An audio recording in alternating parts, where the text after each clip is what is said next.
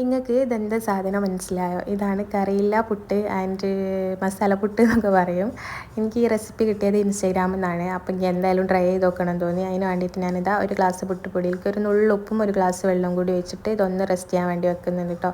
ആ നേരം കൊണ്ട് ഇതാ ഒരു പാൻ ചൂടാക്കിയിട്ട് അതിലേക്ക് വെളിച്ചെണ്ണ ഒഴിച്ച് കൊടുക്കുന്നുണ്ട്. പിന്നെ ഇതാ കുഞ്ഞു അരിഞ്ഞ ഉള്ളി ഇട്ട് കൊടുക്കുന്നുണ്ട്. പിന്നെ കുറച്ച് ഉപ്പും കൂടി ഇട്ട് കൊടുത്തിട്ട് ഇതൊന്ന് വഴറ്റിയെടുക്കുക.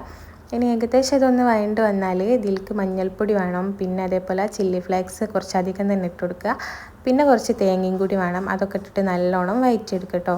എന്നിട്ട് ഇത് നല്ലോണം ഒന്ന് വഴണ്ട് വന്നതിന് ശേഷം പിന്നെ നമ്മൾ നേരത്തെ റെസ്റ്റ് ചെയ്യാൻ വെച്ചിട്ടുള്ള പുട്ടുപൊടി ജസ്റ്റ് ഒന്ന് കുഴച്ചെടുക്കുക. അതിന് ശേഷം പിന്നെ നമ്മൾ ഉണ്ടാക്കി വെച്ച മസാലയിലേക്ക് ഇതൊന്ന് കൊട്ടി കൊടുക്കുക. തീ വേണമെന്നില്ല, തീ ഓഫാക്കിയിട്ട് നല്ലോണം മിക്സാക്കി കൊടുക്കുക കേട്ടോ. അതിന് ശേഷം പിന്നെ ഇതൊന്ന് പുട്ട് ചുട്ടെടുക്കണം. അതിന് വേണ്ടിയിട്ട് ഞാൻ ഇതിലേക്കൊന്ന് നിറച്ച് കൊടുക്കുന്നുണ്ട്. എന്നിട്ട് പുട്ട് ചുട്ടെടുക്കുക. പുട്ട് ചുട്ട് വന്നപ്പോൾ നല്ല ഭംഗിയുണ്ട് കാണാൻ. അതേപോലെ തന്നെ നല്ല ടേസ്റ്റുമാണ് കഴിക്കാൻ. വേറെ കറീൻ്റെ ഒന്നും ആവശ്യമില്ല, ഇത് മാത്രം മതി. കറിയൊന്നും ഇല്ലാത്തപ്പോൾ തട്ടിക്കൂട്ടാൻ പറ്റിയ നല്ല അടിപൊളി റെസിപ്പിയാണ്. എനിക്കെന്തായാലും പേഴ്സണലി നല്ല ഇഷ്ടമായിക്കണ്. അപ്പം നിങ്ങൾക്ക് വേണമെങ്കിൽ ട്രൈ ചെയ്ത് നോക്കിക്കോളി.